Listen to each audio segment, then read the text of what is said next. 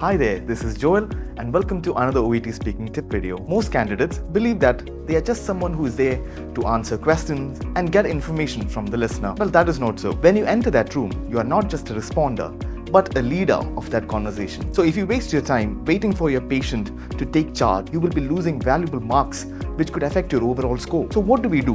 What is the best way to structure your conversations logically? This is by having a proper past, that is where you ask the patient about their previous concerns, their present, what is affecting them right now, and the future, about what needs to be done in order to rectify whatever situation that they're experiencing at this moment. This sort of structure, which has a proper past, present, and future, helps your examiner to understand that you're not someone there just to facilitate a conversation, but someone who takes charge and has leadership skills. So let's understand how to deal with such scenarios properly. Sometimes your interlocutor might try to distract you from the topic at hand by talking about something that is not relevant to what you're discussing about today.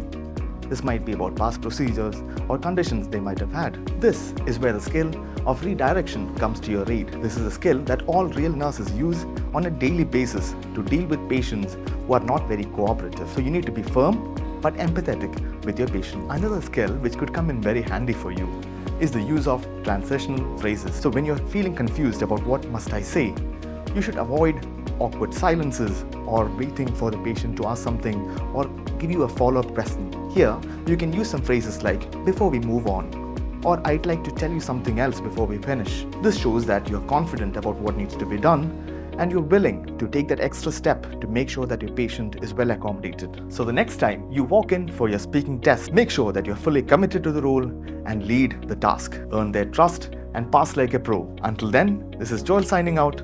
All the very best.